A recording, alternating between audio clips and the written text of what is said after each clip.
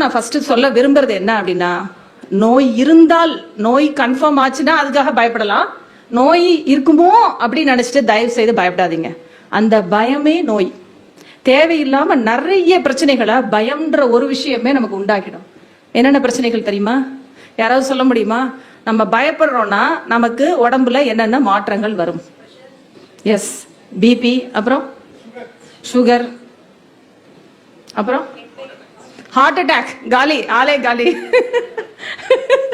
அப்புறம் sleeping disturbance. Excellent. பாருங்க, எல்லா நோய்க்கான மூல காரணம் எங்க இருக்கு பாருங்க.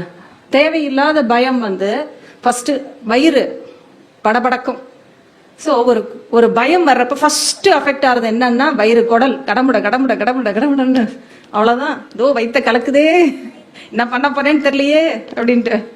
ஸோ இதுதான் ஃபர்ஸ்ட் அஃபெக்ட் ஆகுறது. நம்மளுடைய ஜீரண மண்டலம், நம்மளுடைய டைஜஸ்டிவ் சிஸ்டம் தான் ஃபர்ஸ்ட் அஃபெக்ட் ஆகும். பிபி, சுகர் அதெல்லாம் நாள்பட்ட ஸ்ட்ரெஸ். கண்டினியூஸா ஒரு பர்சன் ஸ்ட்ரெஸ்ல இருக்காங்கன்னா அவங்களுக்கு அவங்க போய் லேண்ட் ஆறது BP, sugar, of course heart attack last. இந்த பிபி, சுகர், கொலஸ்ட்ரால், வெயிட் எல்லாம் ஒன்னா சேர்ந்ததுன்னா கடைசியா போய் லேண்ட் ஆறது ஹார்ட் அட்டாக். ஸோ அப்போ ஃபர்ஸ்ட் என்ன அப்படின்னா வயிறு. இப்போ வயிற்றுல தான் நமக்கு பிரச்சனை வரும். எப்பயுமே என்னென்ன பிரச்சனை வரும்? டைஜஷன் ஆகாது, சாப்பிட்டா வாமிட் வரும், பசி எடுக்காது, லூஸ் மோஷன், இல்லைன்னா கான்ஸ்டிபேஷன். வயிறு சம்பந்தப்பட்ட நோய்கள் எல்லாமே மூல காரணம் பயம், இல்லைன்னா தேவையில்லாத ஸ்ட்ரெஸ். இதான் ஃபர்ஸ்ட். ரெண்டாவது, இந்த பயம் எங்க காமிக்கும் தெரியுமா? எந்த உறுப்புல காமிக்கும் தெரியுமா? ஸ்கின், தோல். ரெண்டாவது, தோல்ல கட்டி வர்றது, பிளாக் ஆகிறது, நிறைய பொறியா வர்றது, அலர்ஜி ஆகிறது, தோல்ல தேமல் மாதிரி வர்றது, எக்ஸிமா, அதுன்னு என்னென்னவோ வகையா நிறைய நோய் இருக்கு. பட் பல நோய்களுக்கான ஆரம்ப புள்ளி இந்த பயம், தேவையில்லாத ஸ்ட்ரெஸ். ஸோ இது மாதிரி காமனா நமக்கு இருக்கக்கூடிய பல பிரச்சனைகள் பார்த்தீங்கன்னா எங்க ஆரம்பிக்கும்னா நம்மளுடைய மனநிலையில இருந்து ஆரம்பிக்கும். ஸோ ஒரு மனிதன் பேண வேண்டியது தன்னுடைய மனநிலையை பேண வேண்டும். தேவையில்லாம பயம் வேண்டியதே இல்லை. கன்ஃபார்ம் டெஸ்ட் எடுக்கிறதுக்கு முன்னாடி டாக்டர் நீங்க ஏதாவது நினைக்கிறீங்களா, ஏன் இந்த டெஸ்ட் கொடுக்குறீங்க? ஒரு அம்மா சொன்னா ஆச்சரியப்படுவீங்க. பட் நம்ம கூட அந்த மனநிலையில் தான் இருப்போம். வரும்போதே ரொம்ப சோகமா வந்தாங்க, கையில இவ்வளவு பெரிய ஃபைல். அதை பார்த்ததுமே எனக்கு ஐயோ இவ்வளவு பெரிய ஃபைலா அப்படின்னு எனக்கு டென்ஷன் ஆயிடுச்சு. ஃபைல் எடுத்துட்டு வந்தாங்க. வந்துட்டு ஏமா இவ்வளவு சோகமா இருக்கீங்க? மேடம் 10,000 ரூபாய்க்கு டெஸ்ட் எழுதி கொடுத்தாங்க மேடம், எல்லா டெஸ்ட்டும் எடுத்துட்டேன். அவர்கிட்ட போய் காமிச்சா இப்ப ஒண்ணுமே இல்லைன்னு சொல்றாரு. நீங்க இன்னொருத்தர நல்லா பாருங்க. இன்னொரு டாக்டர்கிட்ட காமிச்சு ஜெனரல் செக்அப் பண்ணி எதுவும் இல்லைன்னு சொல்லிட்டாங்க. இந்த மனநிலை பாருங்களேன். 10,000 ரூபாய்க்கு நான் டெஸ்ட் எடுத்திருக்கேன்னா அதுல ஏதாச்சும் இருக்கணுமா? அது எல்லாம் நல்லா இருக்குன்னு நீங்க சந்தோஷப்படுங்கம்மா, ஏமா வருத்தப்படுறீங்க? Almost literally she started crying. 10,000 ரூபாய்க்கு டெஸ்ட் எழுதிருக்கேன், எல்லா ஸ்கேனும் எடுத்திருக்கேன், எம்ஆர்ஐ எல்லாம் எடுத்திருக்கேன், எனக்கு ஒண்ணுமே இல்லைன்னு சொல்றேன். நீங்க இன்னொரு தடவை நல்லா பாருங்க. எதுவுமே இல்லம்மா. இல்ல டாக்டர், அங்கெல்லாம் டார்க்கா போட்டுருக்கு பாருங்க, அதெல்லாம் பாருங்க. இது ஒண்ணு வேற. இப்ப அடுத்தது எல்லா லேப்லயும் ஒரு சில லேப்ல கொஞ்சம் உங்க மேல இறக்கத்தோட டார்க்கா மட்டும் போடுவாங்க. இன்னும் சில லேப்ல பாத்தீங்கன்னா ஃப்ரண்ட்ல ஒரு பேஜ் இருக்கும் பாருங்க, அதுல எழுதியிருக்கும் உங்க கிட்னி 20% தான் வேலை செய்யுது இந்த ரிசல்ட் பிரகாரம். அதெல்லாம் கம்ப்யூட்டர்ல ஆல்ரெடி ஃபீட் பண்ணி வச்சிருப்பாங்க. உங்களுடைய லிவர் 50% தான் வேலை செய்யுது, இந்த டெஸ்ட் எல்லாம் ராங்கா இருக்கு, இப்படி வரிசையா இருக்கும். வரும்போதே டென்ஷன்ல அப்படியே மேடம் நான் என்ன பண்றது தெரியலையே அப்படின்ட்டு வருவாங்க. ஆக்சுவலா பாத்தீங்கன்னா ஒரு டெஸ்டோட ரிசல்ட் 25ல இருந்து 40 நார்மல் அப்படின்னா 40.1 அப்படின்னா அது ஹைலைட் பண்ணிடும். ஏன்னா அது கம்ப்யூட்டர். 40.1 இல்ல அந்த 25 நார்மல்ன்றது 24.9 நார்மல்ன்றது நான் சொல்லுவேன் டாக்டர். பட் கம்ப்யூட்டர் சொல்லாது இல்ல. இப்படிதான் இருக்கும் அந்த ரிசல்ட்ஸ் எல்லாமே. பாத்தீங்கன்னா எல்லாமே 0.2 0.3 இட்ஸ் வேரியேஷன். ஒரு லேபுக்கு இன்னொரு லேபுக்கு வேரி ஆகும். Technician, technology. சிலது பாத்தீங்கன்னா யூனிட்ஸ். ஒரு இது மைக்ரோகிராம்ல இருக்கும், ஒன்னு நானோகிராம்ல இருக்கும்.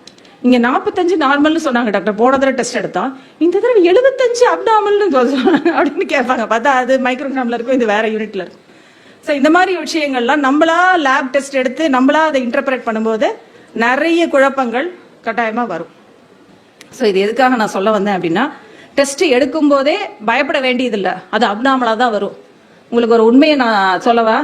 25 இயர்ஸ் எக்ஸ்பீரியன்ஸ், அதனால நான் தைரியமா சொல்றேன். நான் 100 பேஷண்ட்டுக்கு டெஸ்ட் எடுத்தேன் அப்படின்னா ஒரு 15 வருஷத்துக்கு முன்னாடி ஒரு பேஷண்ட்டுக்கு அப்நார்மலா வரும், அப்படி இல்லைன்னா எல்லாருக்குமே நார்மலா வரும். இன்னைக்கு நான் 100 பேருக்கு டெஸ்ட் எடுக்கிறேன்னா இன்னைக்கு ஒன்றும் நாட் பேட். மேபி ஒரு 5 பேர் 6 பேருக்கு அப்நார்மலா வரலாம், மிச்சம் இருக்கிற 95 பேருக்கும் நார்மலா தான் வரும். ஆனா இந்த 100 பேருமே அப்படியே பயந்து நடுங்கிட்டு இருப்பாங்க. ரிசல்ட் என்னாச்சு டாக்டர், ரிசல்ட் என்னாச்சு டாக்டர். நீங்க சொல்ற வரைக்கும் எனக்கு ரொம்ப டென்ஷனா இருக்கு. ஆக்சுவலா ரியாலிட்டி ட்ரூத் இதுதான். 95 பேருக்கு நார்மல் தான் இருக்கும், 5 பேருக்கு தான் அப்நார்மலா இருக்கும். ஏன் அப்ப நம்ம டெஸ்ட் எடுக்கணும்? டெஸ்ட் எடுக்காம இருக்கலாம்ல. ஏன் எடுக்கணும் சொல்லுங்க? ஏன் எடுக்கணும்? இன்சூரன்ஸ்க்காவா? நீங்க சொல்லுங்க. Prevention is better than cure.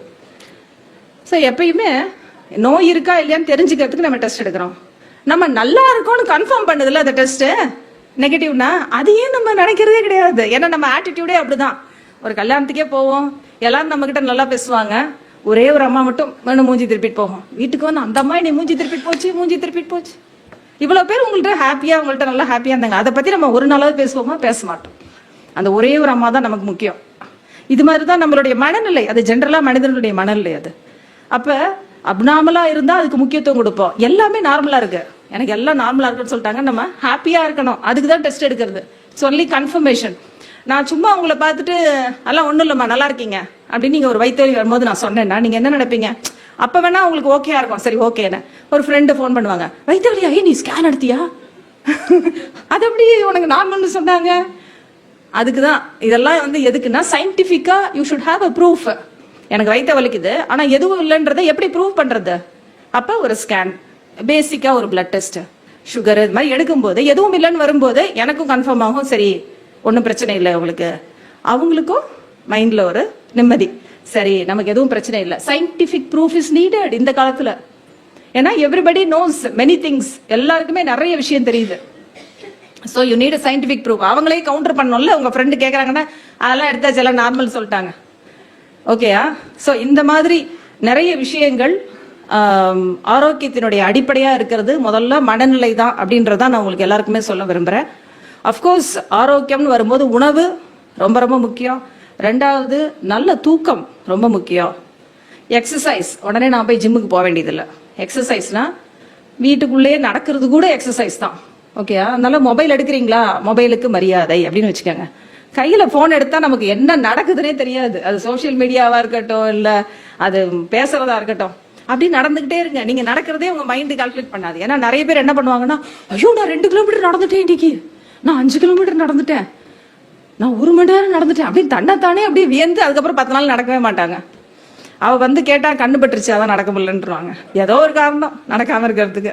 So அதனாலதான் நான் சொல்றது, உங்களுக்கே தெரியக்கூடாது நீங்க வாக்கிங் பண்றது. போன் எடுத்து பேசிட்டு நடந்துட்டே இருங்க. ஒரு நாளைக்கு கால்குலேட் பண்ணி பாருங்க, குறைஞ்சது 10,000 ஸ்டெப் நடந்திருப்போம். அதே நம்ம ரியலா 10,000 ஸ்டெப் நடக்கணும்னு கோல் வச்சோம்னா 10,000 ஸ்டெப், பாப்பா கால் வலிக்குது, டயர்ட் ஆயிடுச்சு, நான் ஜூஸ் குடிக்கவா, நான் அது பண்ணவா, நான் ஸ்நாக்ஸ் சாப்பிடவா, இப்படியே போயிட்டு இருக்கோம் நம்ம மைண்டு. ஸோ சம்டைம்ஸ் இப்படி கூட நம்ம மைண்டை வந்து அப்படியே கொஞ்சம் டைவர்ட் ஆகும்போது நிறைய பிரச்சனைகளை வந்து மறந்தே போயிடுவோம். நம்ம பிஸியா இருக்கும்போது பார்த்தா நமக்கு முதுகுவலி, கை கால் வலி நிறைய இருக்கும், உடம்புல போயிட்டு இருக்கு, ஆனா எதுவுமே ஞாபகம் இருக்காது. அதே கொஞ்ச நேரம் ஃப்ரீயா உட்காந்தோம்னா எல்லாம் அப்பங்க கொஞ்சம் வலிக்கிற மாதிரி இருக்கு. அது 2 பேர் சொல்லிட்டாங்களா, கொஞ்சம் வேணுமோ டயர்டா இருக்க மாதிரி இருக்கே இன்னைக்கு, என்னாச்சு, ஜுரமா உனக்கு, உடம்பு சரியில்லையா, அவ்வளவுதான். நமக்கே அவ தோண ஆரம்பிச்சிடும். 2 பேர் கேட்டாங்கன்னா முடிஞ்சு போச்சு, உடம்பு சரியில்லை போட்டு வேணா நம்ம பேசாம வீட்டுக்கு போயிடலாம் எனக்கு லீவ் போட்டு, இப்படி எல்லாம் தோணும். ஸோ நிறைய பிரச்சனைகள் பார்த்தீங்கன்னா அப்படிதான் வரும். ஸோ உணவு வந்து ரொம்ப ரொம்ப இம்பார்ட்டன்ட். வயிறு வந்து நம்ம உடம்பு வந்து ஒரு இன்டெலிஜென்ட், நம்ம பாடியே வந்து இட்ஸ் அண்ட் இன்டெலிஜென்ட் ஒரு ஒரு பர்சன் சொல்லலாம். ஸோ நம்ம உடம்பு வந்து மதிக்கணும்.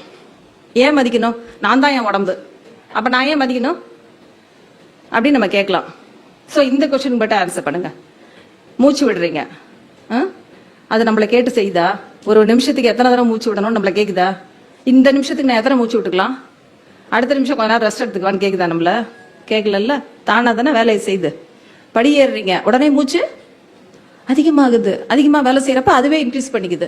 ஹார்ட் நம்மள்ட்ட கேக்குதா எவ்வளவு பம்ப் பண்ணணும்னு? அதுவே பம்ப் பண்ணுது, நார்மலா அதோட ஒர்க்கை பண்ணுது. சப்போஸ் பிரெக்னெண்டா இருக்கவங்களுக்கு பாத்தீங்கன்னா எல்லாம் டபுள் த டைம் ஆகும். அதெல்லாம் அதுவே நம்ம பாடியோட நீட்ஸ்க்கு ஏற்ற மாதிரி மாறிட்டே இருக்கு. அப்ப நம்ம உடம்ப நம்ம மதிக்கணும். ஏன்னா நிறைய விஷயங்கள் இன்வாலன்ட்ரி, தன்னிச்சையாக நடந்து கொண்டிருக்கக்கூடிய விஷயங்கள் இருக்கு. That's why you have to respect your body. அதே மாதிரிதான் பசின்ற உணர்வு வராம வாய்க்குள்ள எதுவும் போக கூடாது. அதான் ஃபர்ஸ்ட் ரூல். வெயிட்டை மெயின்டைன் பண்றதுக்கும் ஹெல்த்தியா இருக்கிறதுக்கும் ஒரே ஒரு rule, wait for your stomach to ask for food. வயிறு கேட்கணும் பசின்னு, அப்பதான் உள்ள போடணும். அந்த ஒரு பழக்கத்தை கொண்டு வந்தாலே நம்ம குண்டே ஆக மாட்டோம் முதல்ல. ஏதோ வாயில போடுறது மாதிரி யோசிக்கிறேன், பசிக்குதா இல்லை பேக்கெட் பண்ணி யாரும் நம்மளை கிண்டல் பண்ணா பரவாயில்ல, பொட்டலம் கட்டி உள்ள வச்சிரும், வெயிட் பண்ணுங்க, பசிக்கும். எப்போ அது பசிக்கும்? எப்போ பசி வருமா? நீங்க சொல்லுங்கம்மா, நீங்க கரெக்டாக சொல்வீங்க. எப்போ பசி வரும் சொல்லுங்க? உங்களை தான் கேட்குறேன் நான். தூங்குற மாதிரி இருக்கா? தூங்கிட்டீங்களா? என்ன கொஸ்டின் கேட்டு நீங்க சொல்லுங்க. எப்ப பசி வரும்? அப்புறம் அவ்வளவுதான், அவ்வளவுதான். எப்ப பசி வரும்? ஏற்கனவே டைஜஸ்ட் சாப்பிட்ட உணவு டைஜஸ்ட் ஆனா பசி வரும். அப்ப பசி வரலன்னா என்ன அர்த்தம்? வேலை நடந்துட்டு இருக்கு உள்ள, அதுக்கு மேல இன்னொரு ஒரு லோடு கொடுக்க கூடாதுல்ல. அப்ப பகல்ல இப்படின்னா நைட்டு கரெக்டா 11ல இருந்து காலையில 4, இந்த 11 to 4 நம்ம உடம்புல தானாவே வேலை செஞ்சுட்டு இருக்கக்கூடிய எல்லா ஆர்கன்ஸும் ரெஸ்ட் எடுக்கும், ஷட் டவுன்ல இருக்கும். ஆனா வேலை செய்யும், எப்படின்னா பாதி வேலை செய்யும். ஹார்ட் எல்லாம் பாத்தீங்கன்னா நார்மலா நமக்கு ஒரு 80-90 இருக்கிறதெல்லாம் அந்த டயத்துல 60க்கு போயிடும், ஸ்லோ டவுன் ஆகி ரெஸ்ட் எடுத்துட்டு இருக்கும். லிவர், கல்லீரல் முக்கியமான ஒரு உறுப்பு. கல்லீரலுடைய வேலை என்னன்னு தெரியுமா? யாராவது ஸ்டூடெண்ட்ஸ் இருக்கீங்களா? சொல்லுங்க. கல்லீரல், லிவருடைய முக்கியமான ஒர்க் என்ன சொல்லுங்க?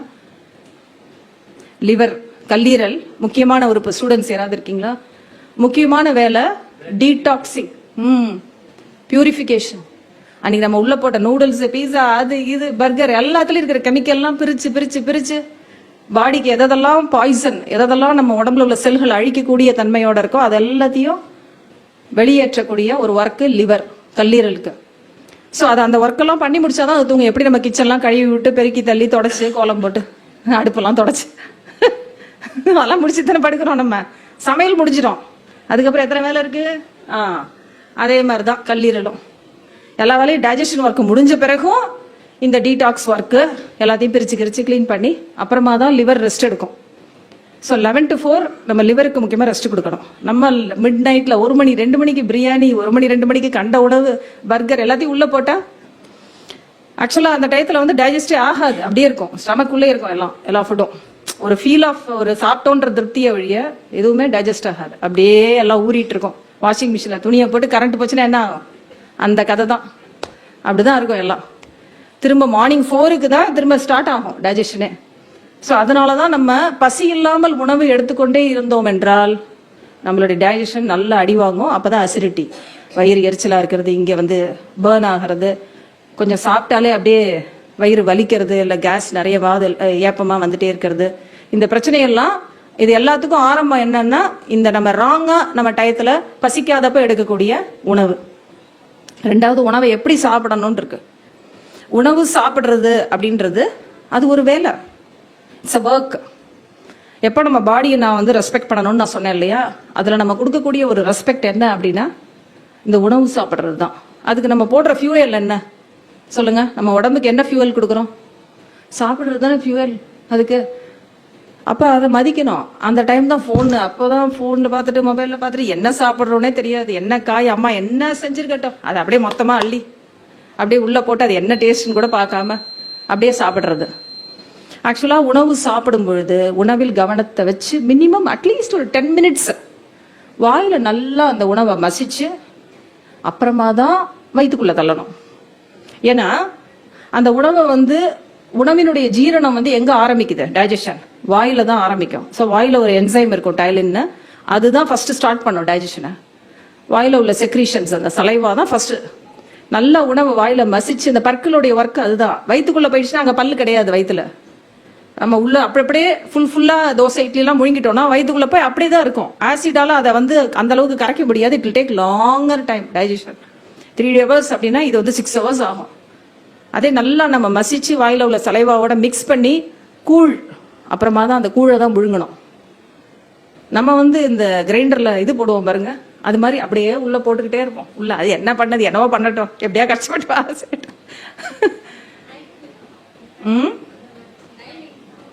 டைமிங் தான் சொல்லிட்டேனே, உங்க வயிறு சொல்லும், நான் என்ன சொல்றது timing. Morning tiffin important, breakfast. அதனாலதான் அதுக்கு பேரே பிரேக்கிங் ஃபாஸ்ட். ஸோ அதனால காலையில நல்லா பசிக்கிறப்ப சாப்பிடுங்க. நான் வந்து சொல்லுவேன் எல்லாருக்குமே, ஸ்கூல்ல நிறைய இடங்கள்ல பேசும்போது கூட, நீங்க பல்லு தேய்க்காட்டி கூட பரவாயில்ல, அது கூட அவ்வளவு பேடு கிடையாது. நம்ம சுத்தத்துக்காக தானே பல்லு தேய்க்கிறோம், அது கூட பேட் இல்லை தேய்க்காம இருந்தா கூட. ஆனா நீங்க காலையில உணவு சாப்பிடாம பண்ணீங்கன்னா ரொம்ப பேட். ஸோ காலை உணவு ரொம்ப முக்கியம், ஆரம்பிக்கக்கூடிய உணவு. ஏன்னா காலையில எல்லா ஹார்மோன்ஸும் மார்னிங் செக்ரேட் ஆகும், ஏர்லி மார்னிங். ஸோ அப்போ அந்த ஹார்மோன்ஸ்லாம் வெயிட் பண்ணிட்டு இருக்கோம் ஃபியூவலுக்காக, எப்போ நம்ம உள்ள சாப்பாடை போட போறோம். ஸோ காலை உணவு ரொம்ப ரொம்ப முக்கியம். நல்ல உணவா சாப்பிடுங்க, சந்தோஷமா சாப்பிடுங்க. பட் எதா இருந்தாலுமே இன்னும் 2 வாய் சாப்பிடலாம் நினைக்கிறப்ப ஸ்டாப், போதும். குடிக்கலாம் குடிக்கலாம் அளவா குடிச்சுக்கோங்க. அந்த காலத்துலலாம் எங்க அம்மாலாம் சொல்லுவாங்க, பாட்டியெல்லாம் லோட்டால குடிப்பாங்க. 1 லிட்டர் பால் அவங்களுக்கே ஆகும் போல இருக்கேன். இப்பெல்லாம் என்ன சார்? ஆமா சார், அப்பெல்லாம் நல்லா வேலை செய்வாங்க. உரல் இதெல்லாமே வந்து கல்லுல, ஆட்டுக்கல் எல்லாமே இடிக்கிற உரல் எல்லாமே அவங்க மெஷின்ஸ் எல்லாமே அவங்களே தானே. எல்லாரும் மத்தியான நேரத்துல பாத்தீங்கன்னா உட்காந்து இடிச்சிட்டு இருப்பாங்க, மாவு இடிப்பாங்க, எல்லாம் செய்வாங்க. அதனால அவங்க இவ்வளவு காஃபி குடிச்சாலும் சரிமானவங்க. நமக்கு அவ்வளவு பேருக்கு ஒரு காஃபி குடிச்சோன்ற திருப்தி காலையில ஸ்டார்ட் ஆகிறதுக்கு அவ்வளவுதான். பிஸ்கெட் நோ, பிஸ்கெட்டை பத்தி நீங்க ஆனா யோசிச்சு பார்க்கணும். எல்லாமே வந்து நம்ம மத்தவங்க நம்மளை ஏமாத்துறாங்கன்னு நம்ம சொல்றதை விட நம்ம ஏமாறுறோம்னு நினைக்கணும். நம்ம ஏமாறுறோம்னு நினைச்சாதான் நம்ம என்னன்னு பார்ப்போம். அவங்க ஏமாத்துறாங்கன்னா ஏமாத்துக்கிட்டே தான் இருக்க போறோம். எப்போ நம்ம அந்த பழியை நம்ம மேல எடுத்துக்கிறோமோ, நான் ஏமாறுறேன், ஏன் ஏமாந்தேன்னா செக் பண்ணணும். பிஸ்கெட்ல என்னென்ன இருக்கு வரிசையா பாருங்க. இன்னைக்கு போய் அந்த ஹோம்ஒர்க்கை பண்ணுங்க, ஒரு பூதக்கராடி வச்சு பாருங்க, இல்லைன்னா போட்டோ எடுத்து ஃபுல்லா அதை எக்ஸ்பேண்ட் பண்ணி பாருங்க. அதுல என்னென்னலாம் கெமிக்கல் இருக்குன்னு எல்லாத்தையும் செக் பண்ணுங்க. ஊர்ல இருக்கிற அத்தனை கெமிக்கலும் அதுல இருக்கும். ஒரு பிஸ்கெட்டுக்கு ரொம்ப நல்ல பிஸ்கெட்னு பேர் சொல்ல விரும்பல, அதனால சொல்றேன். அந்த பிஸ்கெட் கம்பெனில வேலை பார்க்கிறவரு வந்திருந்தாரு, அவங்க அம்மாவை கூப்பிட்டு. அவர் சொன்னாரு என்கிட்ட, மேடம் நான் வேலை பார்க்குறேன் இந்த கம்பெனில, ஆனாலும் ரொம்ப நல்ல பிஸ்கெட்டு நீங்க நினைச்சிடாதீங்க, ஊர்ல எல்லா கெமிக்கலும் இதுல போடுறோம், தயவு செய்து இது மட்டும் யாரும் சாப்பிட வேணாம் அப்படின்னு அவர் எங்ககிட்டே சொல்லிட்டு போறாரு. ஓகேயா? ஸோ நம்மளும் யோசிக்கணும். 5 ரூபாய்க்கு ஒரு பிஸ்கெட் தரானே, அதுல பால் ஊத்த முடியுமா அவனால? பால் இத்தனை சர்க்கரை அதுல போடணும் கட்டாயமா, இல்லைன்னா இனிப்பா இருக்காது. அதுல அத்தனை கலரு, அதுக்கு டேஸ்ட், ஸ்மெல்லு, அப்புறம் அந்த பல பாக்கெட்டு, அது தயாரிக்கிற இடத்துல இருந்து இங்க வரணுமே, அதுக்கு டிரான்ஸ்போர்ட், அதுக்கப்புறம் அந்த கடையில வச்சு விற்கிறதுக்கு அவனுக்கு லாபம் வேணும். இவ்வளவையும் பாத்தீங்கன்னா 5 ரூபாய்க்குள்ள ஒரு பிஸ்கெட், அதுக்குள்ள கட்டாயமா ஒரு 5-6 பிஸ்கெட் இருக்குல்ல, அப்ப எப்படி கட்டுப்படி ஆகும்?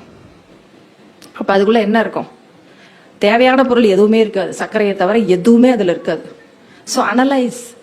Biscuits not a good food at all.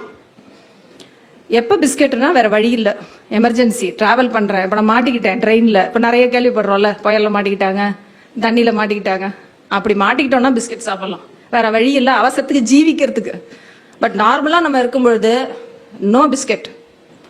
ஓகேயா? பேக்கிங் சோடா, அது ஒரு வில்லன். பேக்கிங் சோடா யாருக்குன்னா சாப்பிட்றவங்களுக்கு, செய்யறவங்களுக்கு ஃப்ரெண்டு. ஏன்னா அதை போட்டாதான் சூப்பரா வரும், பண்ணெல்லாம் சும்மா குப்புன்னு வரும், பிரெடெல்லாம் கேக்கெல்லாம் பார்த்தா சூப்பரா இருக்கும். அவ்வளோ பேக்கிங் சோடா போடணும் அதில். அவங்களுக்கு ஃப்ரெண்டு, கலினரி பீப்புளுக்கு, பேக்கிங் பீப்புளுக்கு ஃப்ரெண்டு. நம்ம சாப்பிட்றோம்னா நமக்கு அது வில்லன். அது நிறைய பிரச்சனைகளை உண்டு பண்ணும். முக்கியமா டைஜஸ்டிவ் சிஸ்டத்தையே ஃபுல்லா அப்படியே ஒரு மந்த நிலைக்கு கொண்டு போயிடும். பசியே எடுக்காது. நீங்க 2 பிஸ்கெட் பால்ல குழந்தை 2-3 மணி நேரத்துக்கு சாப்பிடாது. எதனாலன்னா அந்த பேக்கிங் சோடா. பசியே எடுக்காது. என் பிள்ளை பசியே எடுக்க மாட்டேது, சாப்பிடவே மாட்டேது. முதல்ல தான் 2 பிஸ்கெட் கொடுத்துடுறோமே, அப்புறம் எங்க பசி எடுக்க போகுது? பேக்கிங் சோடா போட்ட எந்த ஐட்டமும் எல்லாம் ஒண்ணுதான், எல்லாம் ஒண்ணுதான். அது நீங்க எந்த பேர் வச்சாலும் ஒண்ணுதான். அது பர்த்டே கேக்கா இருக்கட்டும், அது என்னவா இருக்கட்டும், பேக்கிங் சோடா போட்ட எல்லா ஐட்டம். அதுல ரொம்ப லிட்டில், ரொம்ப மனசாட்சி இருக்கிறவங்க சில பேர் இருப்பாங்க, அவங்க எல்லாம் கேக் பண்ணும்போது கொஞ்சமா, ஏன்னா அது போட்டாதான் வரும், பேக் ஆகும், அப்பதான் அதுக்கு பேரே பேக்கிங் சோடா. ஸோ கொஞ்சமா போட்டு செய்வாங்க குழந்தைங்களுக்கு செய்யறவங்க. அப்படியே அதுல கெமிக்கல்ஸ், அதுல கலர், அதுக்கு மேல வேற அந்த பொம்மை, இந்த பொம்மை, மிக்கி மவுஸ் பொம்மை, இந்த பொம்மை எல்லாம் போட்டு வேற இல்ல கெமிக்கல் ஆட் பண்ணி, இன்னும் கெமிக்கல் கலர். இந்த கேக்கு மாதிரி ஒரு பாய்சன் எதுவுமே கிடையாது. அது செய்யறவங்கள்ட்ட கேட்டு பாருங்க. சாப்பிடலாம், அளவா சாப்பிடணும். பிளஸ் ரொம்ப கெமிக்கல்ஸ், அதுல கலரிங் அதெல்லாம் ஆட் பண்ணாம பிரவுன் பிரெட் ஓகேயா? பிளஸ் சில பேருக்கு ஒத்துக்கும், சில பேருக்கு சுத்தமா ஒத்துக்காது. நீங்க பிரெட் சாப்பிட்டாலும் உங்களுக்கு எதுவும் பண்ணல, நார்மலா பசிக்குது, நல்லா சாப்பிட்றீங்கன்னா இட்ஸ் ஓகே. பட் நிறைய பேருக்கு பாத்தீங்கன்னா நீங்க அதை சாப்பிட்ட பிறகு பாருங்க 2 to 3 hours சுத்தமா பசி இருக்காது. இது நல்ல உணவு, 2 மணி நேரம் எனக்கு பசி இல்லைன்னு நினைச்சீங்கன்னா ஆக்சுவலா அது நல்லது பண்ணல, கெட்டது பண்ணதுன்னு அர்த்தம். காலையில நல்ல பசி இருக்கும்போது நல்ல இட்லி, தோசை, பிள்ளைங்க தோசை தான் சாப்பிடும். தோசை இல்லைன்னா அதுங்களுக்கு பிடிச்சது எதையாச்சும் ஒண்ணு வீட்டுல தான் நம்ம செஞ்சு கொடுக்கணும். வேற வழி இல்ல, யாரும் இல்ல, ஏதோ ஒண்ணு சாப்பிடணும் அன்னைக்கு, ஓகே சாண்ட்விச், அதுவும் பிரவுன் பிரெட்ல கொடுத்து பழக்குங்க. ஓகேயா?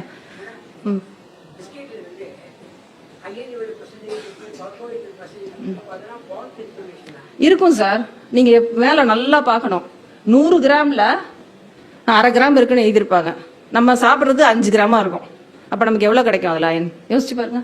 ரியலா நீங்க அதெல்லாம் கால்குலேட் பண்ணி பாத்தீங்கன்னா தெரியும். அவன் உண்மைதான் போட்டிருப்பான், நம்ம பார்க்க மாட்டோம்.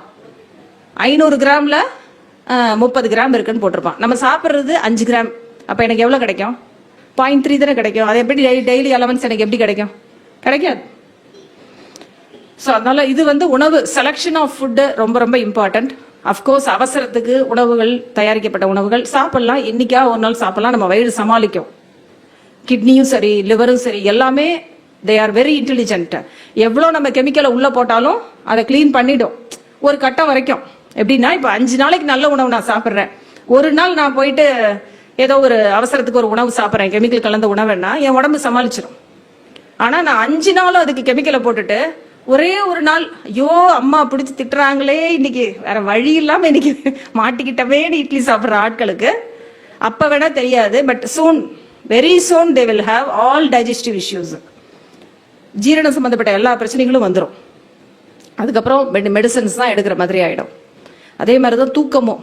தூக்கம் நம்ம உடலுக்கு நாம் செய்யக்கூடிய இன்னொரு மரியாதை. எப்படி சாப்பாடோ அது மாதிரி தூக்கம். அதனால நல்லா தூக்கம் வர்றப்ப வேலை செய்யறவங்க ஓகே, இப்போ எனக்கு வேற வழி இல்லை, டெலிவரி பேஷண்ட் இருக்காங்கன்னா அதனோட ரெஸ்பான்சிபிலிட்டி. தூக்கம் வந்தாலும் எப்படியா ஒரு காஃபி டீ குடிச்சு எப்படியா என்னை சரி பண்ணிக்கிட்டு போய் நான் டெலிவரி பார்க்கணும். பட் சும்மா மொபைலை பார்க்கறதுக்காக தூக்கத்தை கெடுத்துக்க கூடாது. இந்த சோஷியல் மீடியாவை பார்க்கறதுக்கு don't disturb your sleep because you have to respect your body. So 11 உங்களுக்குனே நீங்க ஒரு இது வச்சுக்கோங்க. இன்னொருத்தர் வந்து நம்ம கையில இருந்து மொபைலை பிடுங்க வேண்டியதில்லை, நம்மளை திட்ட வேண்டியதில்லை, நம்மளை ஸ்டாப் பண்ண வேண்டியதில்லை. We should have our own limitation. எத்தனை மணிக்கு நான் மொபைல் பார்க்கலாம், அதுக்கு மேல லைக் வந்தானே ஷேர் வந்தானே காலைல பார்த்துக்கிறேன் அப்படின்னு நம்மளே நமக்கு ஒரு பார்டர், ஒரு எல்லை கோட்டை நம்மளே வகுத்துக்கணும். அது வரைக்கும் மொபைல் பார்க்கலாம். அதுக்கப்புறம் ஒரு ½ hour நல்ல மைண்டை ரிலாக்ஸ் பண்ணுங்க, அப்படியே ஆட்டோமேட்டிக்கா நல்லா தூங்கிடுவோம். அதே மாதிரி நம்ம லாஸ்ட் பார்க்கக்கூடிய விஷயங்களும் மனதுக்குள்ள தாக்கத்தை ஏற்படுத்தும். ஸோ அந்த டயத்துல பேய் பிசாசு, ரொம்ப கடுமையான விமர்சனங்கள், அந்த மாதிரி ஒரு நம்மளை அஃபெக்ட் பண்ணக்கூடியது இல்லை நம்மளை பதட்டப்படக்கூடிய வைக்கக்கூடிய விஷயங்களை தூங்குறதுக்கு முன்னாடி கட்டாயமா பார்க்காதீங்க. அதே மாதிரி தூங்குறப்ப சில பேருக்கு நிறைய கொரட்டை வரலாம், முக்கியமாக வயசானவங்களுக்கு, ஒரு 40+ இருக்கவங்களுக்கு.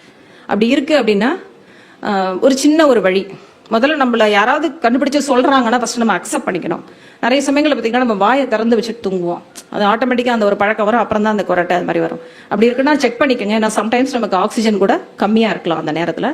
இப்போ லைட்டாக வாயை திறந்து வச்சு தூங்குறது மட்டும்தான் நமக்கு ஒரு பழக்கமாக இருக்குன்னா, இந்த நாங்கள் நோய்க்கு அந்த கையில் பிளாஸ்டர் ஒன்று போடுவோம், மைக்ரோ போர்னு பேர், சும்மா காயத்துக்கு. அந்த மைக்ரோ போர் கூட ஒரு சின்ன பிளாஸ்டர் எடுத்து நைட்டு நம்ம லிப்பை லைட்டாக தூங்குறதுக்கு முன்னாடி அப்படியே ஒட்டிட்டு படுத்துட்டோம்னா மோஸ்ட்லி இந்த வாயை நம்ம திறந்துட்டு தூங்க மாட்டோம். சில சமயங்களில் ஏசியில் நம்ம தூங்குறப்ப அப்படியே அந்த சில்னஸ் பட்டு தொண்டையெல்லாம் அப்படியே புண்ணாயிட்டு காலைல எழுந்திரிச்சா காக்கா குரல் கூட வராது நமக்கு, கொஞ்ச நேரம் வாய்ஸ் வெளில வரதுக்கு. ஸோ இந்த மாதிரி சின்ன சின்ன விஷயங்களை நம்ம வந்து முக்கியமாக தூக்கம் வந்து இம்பார்ட்டன்ட். ஸோ இது மாதிரி நிறைய பேசிட்டே போகலாம். So many things are there. So இத்துடன் என்னுடைய உரையை முடிச்சுக்கிறேன். உங்களோட டவுட்ஸ் இருந்தால் கேளுங்க. Thank you very much.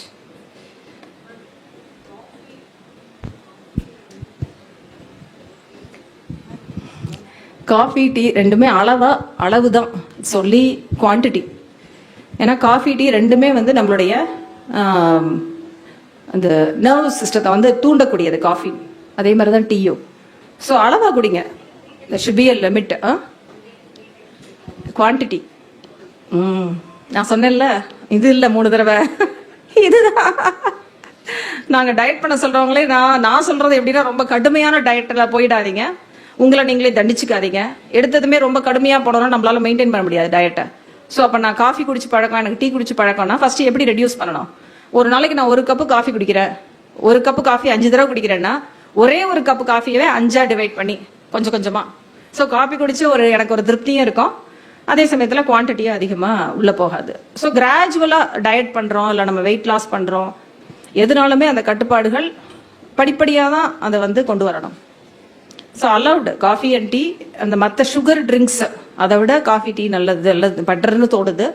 ஏன்னா அதுலேருந்து வரக்கூடிய அந்த சர்க்கரையோட அளவு பயங்கரமாக இருக்குது, சுகர் ட்ரிங்க்ஸ் பேக்கெட்டில் உள்ள ஜூஸஸ். ஸோ ஜூஸ் வேணும்னா நம்ம ஃப்ரெஷ் ஜூஸ் தான் எடுத்து குடிக்கணும், இல்லைன்னா இளநீர் குடிக்கலாம், எதுவுமே இல்லைன்னா ஹாட் வாட்டர்.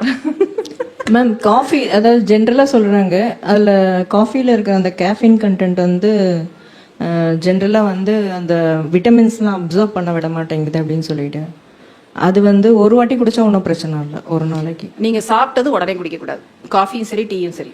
அதனால மூட்டு வலி வருங்களா காஃபி குடிக்கிறதுனால? காஃபி டீனால டைரக்டா வராது, மூட்டு வலி வரதுக்கு பல காரணங்கள் இருக்கு. விட்டமின்ஸ் அப்சர்வ் பண்ணாம தடுக்குங்கிறது மூட்டு வலிக்கும் விட்டமின்ஸ்க்கும் டைரக்டா இருக்காது. கேஃபின் காஃபின் வந்து எப்ப வந்து அப்சார்ப்ஷன் அஃபெக்ட் ஆகும்னா, இப்ப சாப்பிட்டுட்டு நிறைய பேருக்கு சில பழக்கம் இருக்கும், சாப்பிட்டு முடிச்சதும் காஃபி குடிப்பாங்க இல்லைன்னா டீ குடிப்பாங்க, அப்ப அஃபெக்ட் ஆகும்.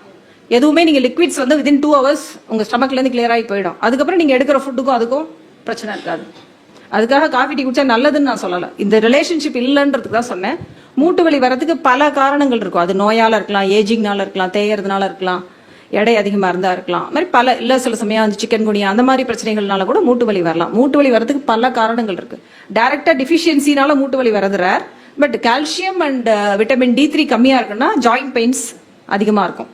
ஓகே.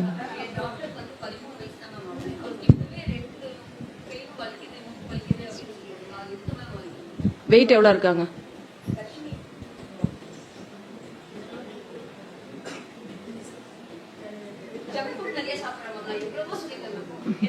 ஜங்க் ஃபுட் சாப்பிடறாங்கன்றத விட நல்ல ஃபுட்டை சாப்பிடலன்றதுதான் காரணமா இருக்கலாம். ஒரு தடவை செக்அப் பண்ணிக்கோங்க, ஹீமோகுளோபின் விட்டமின் D3 எல்லாம் செக் பண்ணுங்க. ஏதாவது டெஃபிஷியன்சி இருந்தா it can be corrected. Plus உங்களோட ஸ்லீப்பிங் அது மாதிரி நல்ல டீப் ஸ்லீப் இருக்கான்னு பாருங்க. நல்ல டீப் ஸ்லீப் இருக்கு, ஒரு minimal exercise plus good food. Junk food சாப்பிடு வேணான்னு சொல்லல, உங்களுக்கு ஆப்ஷன் கிடைச்சிருக்கு.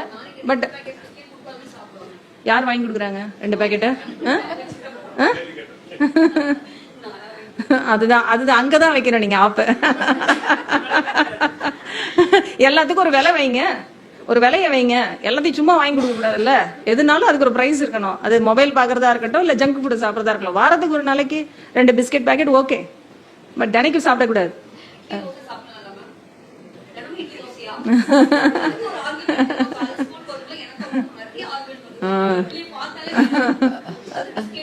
ஆமா, அப்கோர்ஸ் எல்லா குழந்தைங்களும் அப்படிதான் இருக்காங்க. நீங்க தான் இன்வென்ட் பண்ணணும். அந்த இட்லி மாவை வச்சு என்னென்னலாம் சுடலாம், இட்லி தோசையை தவிர ஆப்பம் சுடலாம், குழி ஆப்பம் சுடலாம். அதுங்களுக்கு பிடிச்ச மாதிரி அதில் பன்னீர் கிண்ணீர் சீஸ் எல்லாம் போட்டலாம் நிறைய பேர் கொடுக்குறாங்க. ஸோ அதெல்லாம் நீங்க கூகுள் பண்ணி கண்டுபிடிக்கணும். ஸ்கூல் போகும் பிள்ளைகளுக்கு எப்படி இட்லியை சுவையாக தயாரிப்பது அப்படின்னு. மேம், அப்புறம் சாப்பிட்ட உடனே தண்ணி குடிக்க கூடாது இல்ல சாப்பிடுறப்ப குடிக்க கூடாதுன்றாங்க.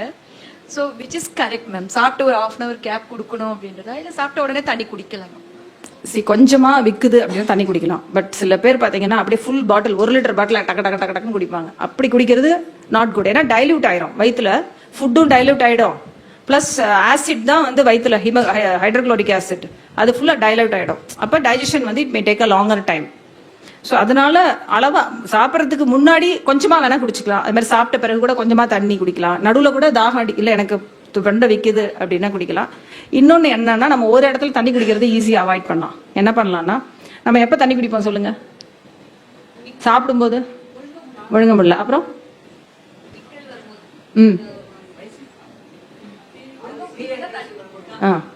காரமா இருந்தா.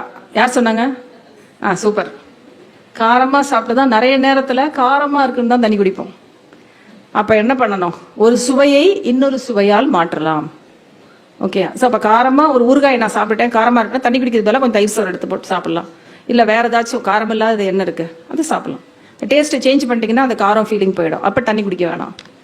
ஸோ சாப்பிட்றதுக்கு நடுவில் ஒன்லி நெசசரி டேக் வாட்டர். இல்லை சாப்பிட்றதுக்கு முன்னாடி கொஞ்சமாக குடிக்கலாம், சாப்பிட்ட பிறகும் கொஞ்சமாக குடிக்கலாம். Don't take too much water, is not ideal, not necessary. Madam, சிறுதானிய உணவு சாப்பிடுங்கன்ட்டு இப்போ விளம்பரம் பண்ணுறாங்க. சிறுதானிய உணவு எவ்வளோ சாப்பிட்ணும்? சிறுதானிய உணவு சாப்பிட்றதால உடம்புல யூரிக் ஆசிட் உருவாகிறதுக்கு வாய்ப்பு இருக்கா? ஸோ சிறுதானிய உணவு ஏன் சாப்பிட சொல்கிறாங்க? அதில் கலோரி கம்மி. அரிசி உணவு வந்து சக்கரை சத்து அதிகமாக இருக்கிறதுனால ஹை கேலரி ஃபுட்டு. ஸோ அதனால சிறுதானிய உணவு சாப்பிட்றப்ப நமக்கு லோ கேலரி கிடைக்கும். கலோரி அளவு கம்மியாக கிடைக்கிறப்ப நமக்கு சுகர் அது மாதிரி பிரச்சனைகள் வராது. இல்லை வந்திருந்தாலும் கண்ட்ரோலில் இருக்கும். ப்ளஸ் வெயிட் ஏறாது. அதுக்கு தான் சிறுதானிய உணவு சாப்பிட சொல்கிறாங்க. ஏன்னா அதில் நிறைய வெரைட்டி இருக்கு. முக்கியமாக சிறுதானிய உணவுல ஞாபகம் வச்சுக்க வேண்டியது என்ன அப்படின்னா, சிறுதானிய உணவெல்லாம் அரிசி மாதிரி டக்குன்னு குக் ஆகாது. ஸோ நல்லா ஊற வைக்கணும். சிறுதானிய உணவெல்லாம் ராகி கம்பு எதானாலும் நல்லா ஊற வச்சுட்டு அப்புறமா தான் அதை சமைக்கணும். ஸோ அது வந்து பிளான் பண்ணி திட்டமிட்டு செய்ய வேண்டிய ஒரு உணவு. அதை முதல்ல ஞாபகம் வச்சுக்கணும். அப்புறம் நான் இவ்வளவு நாள் சாப்பிட்டுட்டு இருக்கேன் ரைஸ், திடீர்னு நான் சிறுதானிய உணவுக்குள்ள போறேன் அப்படின்னா கம்ப்ளீட்டா சிறுதானிய உணவே சாப்பிட்டு என்னால வாழ முடியாது. ஏன்னா என் வயிறு பழகினது அரிசி செரிமானத்துக்கு தான். ஸோ இப்போ நீங்க வந்து சிறுதானியம்னு போறதை விட ஒரு அளவு, ஒரு டிஃபனுக்கு வந்து சிறுதானியம் உப்புமா, தோசை அப்படி வச்சுக்கோங்க. உங்களுக்கு என்ன அளவு தோசை சாப்பிடுவீங்க? 2 தோசை 3 தோசை. நார்மல் தோசை நிறைய சாப்பிடுவோம், சிறுதானிய தோசை எல்லாம் நம்மளால வச்சு கட்டலாம் முடியாது. மேபி 3 4 அதுக்கு மேல நம்மளால சாப்பிட முடியாது. அதே மாதிரியே மதிய உணவுல நீங்க ரைஸ்லயே நிறைய வெரைட்டி ரைஸஸ் எடுத்துக்கலாம், இல்ல ரெட் ரைஸ் எடுத்துக்கலாம். பட் எந்த ரைஸா இருந்தாலுமே அளவு, அரிசி உணவு அளவா சாப்பிடுங்க. அதுக்கு பதிலா காய்கறி கீரை வச்சு சாப்பிடுங்க. நம்மளுடைய தமிழர்களுடைய உணவு முறையே நல்ல உணவு முறை தான். ஒரே ஒரு பிரச்சனை என்ன அப்படின்னா அரிசி உணவு நம்ம நிறைய சாப்பிட்றோம். ரைஸ் நம்ம 3 ரசம் சோறு, சாம்பார் சோறு, அப்புறம் தயிர் சோறு வரைக்கும் நம்ம 3 சாப்பிட்றோம் இல்லையா? அந்த ரைஸோட குவான்டிட்டியை நம்ம கம்மி பண்ணிட்டோம்னா எக்ஸலண்ட் நம்மளுடைய ஃபுட்டு, நம்ம ஹோம் குக்டு ஃபுட்டு சூப்பர். இன்னொன்று எண்ணெய் கொஞ்சம் நம்ம அதிகமாக யூஸ் பண்ணுறோம். ஸோ எண்ணெயில் நம்மளுடைய பாரம்பரிய நல்லெண்ணெய், கடலெண்ணெய் அதை யூஸ் பண்ணால் பரவாயில்ல. பட் சன்ஃப்ளவர் ஆயில், ஏன்னா அது சன்ஃப்ளவர் ஆயிலே கிடையாது. அதையும் ஃபுல்லாக படிச்சு பாருங்க, படிச்சு பார்த்தா தான் தெரியும். ஏன்னா சன்ஃப்ளவர் ஆயில் வந்து it's very costly. Pure sunflower oil நமக்கு இங்கே வர்றதெல்லாம் சன்ஃப்ளவர் ஆயிலே இல்லை. ஸோ அதனால இது கடலெண்ணெயே நல்லது, பெட்டர் அந்த சன்ஃப்ளவர் ஆயிலுக்கு. கோல்டு இருக்கு அதில், ஊற்றிக்கங்க.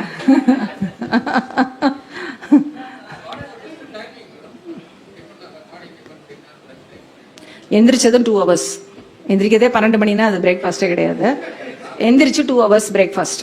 மற்ற நேரமெல்லாம் வயிறு பசி உணர்வு வரணும், வந்தாதான் சாப்பிடணும். சப்போஸ் இப்போ ஆஃபீஸில் இருக்கேன், எனக்கு 2 to 3 தான் லஞ்ச், இப்போ வேற வழி இல்லை, அப்போ it's okay. But always wait, observe, stomach கேக்குதா, பசி இருக்கா, என்ன பண்ணுது வயிறு, டைஜஸ்ட் பண்ணிடுச்சா, அப்படி அப்சர்வ் பண்ணணும். உடம்புடைய ஒவ்வொரு உறுப்பையும் நம்ம அப்சர்வ் பண்ணணும். அதுக்கு ஏதாவது நம்ம கஷ்டத்தை கொடுக்குறோமா அப்படி ரெஸ்பெக்ட் பண்ணி பாருங்களேன் ஒரு 2 நாளைக்கு.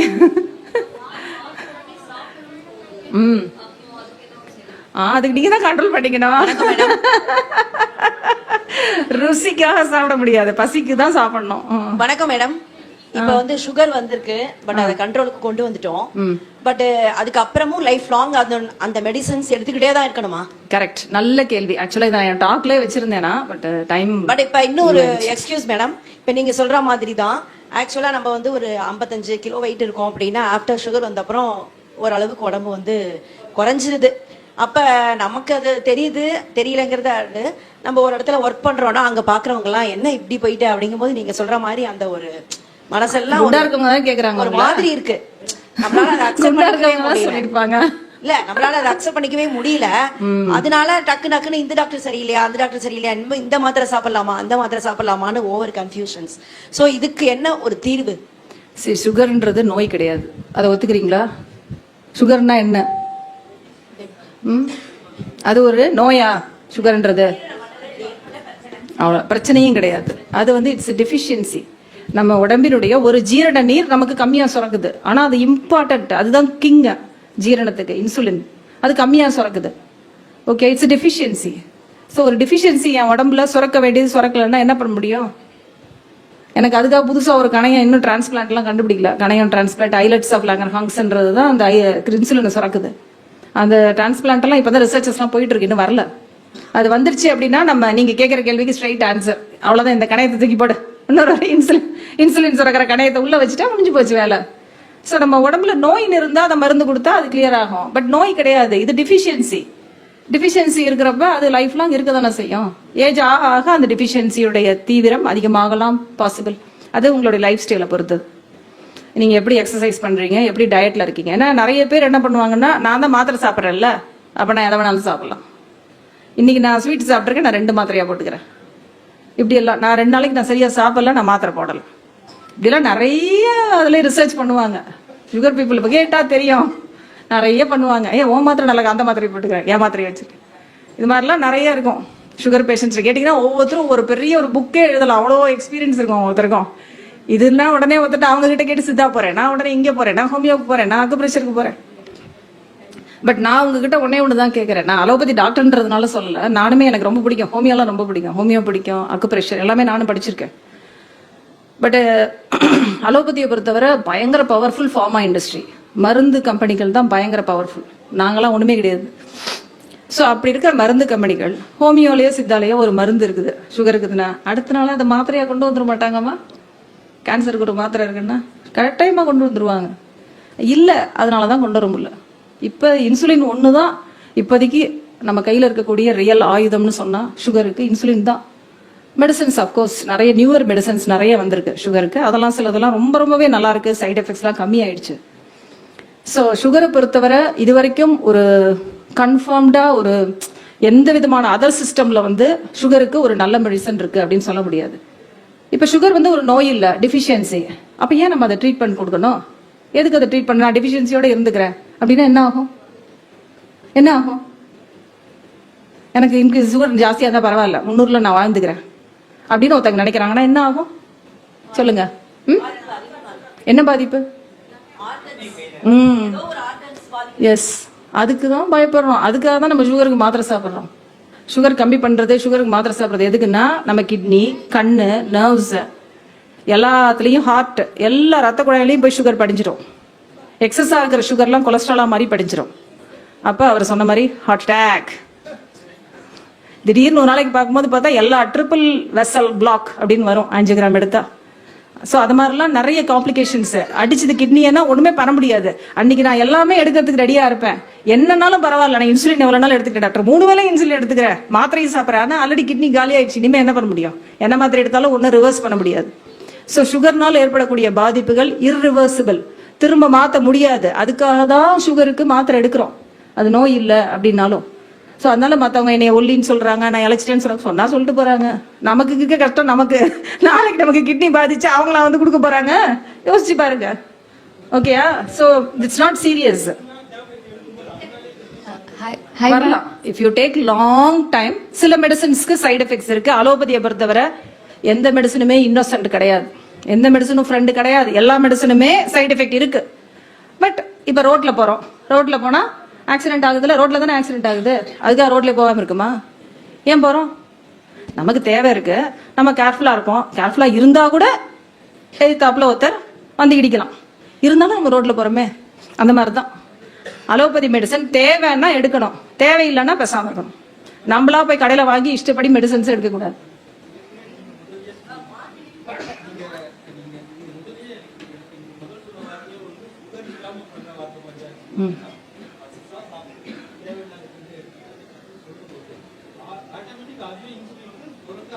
ஆமா, இட்ஸ் எ பிரிவென்ஷன். நான் இன்னைக்கு சொன்னது எல்லாமே பிரிவென்ஷன். நமக்கு அலோபதியில ட்ரீட்மெண்ட், அலோபதியில பிரிவென்ஷன் கிடையாது. அதே மாதிரியே மற்ற சிஸ்டம் ஆஃப் மெடிசன்ல பிரிவென்ஷன் தான் இருக்கும், ட்ரீட்மெண்ட் இருக்காது. ஓகே, இதுதான் மெயின் டிஃபரன்ஸ் ரெண்டுக்கும். ஸோ அதனால இப்ப நான் சொன்ன வாழ்க்கை முறை ஃபாலோ பண்ண வேண்டியது எல்லாமே இட்ஸ் ஒன்லி பிரிவென்ஷன். எப்படி நோய் வராமல் தடுப்பது, அதுக்கு தான் நான் சொன்னேன். நீங்க கேளுங்க மேம். இப்போ இந்த ஏர்லி 20s 30s எல்லாமே ஹார்ட் அட்டாக் இப்போ நிறைய வந்துட்டு இருக்கு மேம்.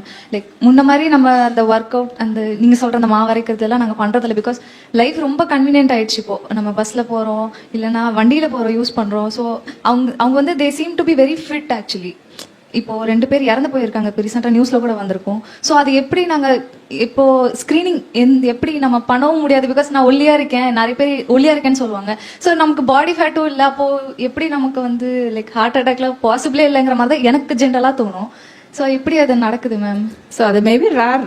யங் ஏஜ்ல வர ஹார்ட் அட்டாக்ஸ் வந்து இட்ஸ் ரேர் தான் இப்பயுமே. பட் இப்போ வந்து ஒரு விஷயம் என்னன்னா, எல்லாமே வெளியில ஈஸியா தெரியுது, ஊடகங்கள் மூலமா உங்களுக்கு வந்து தெரியுது வெளியில.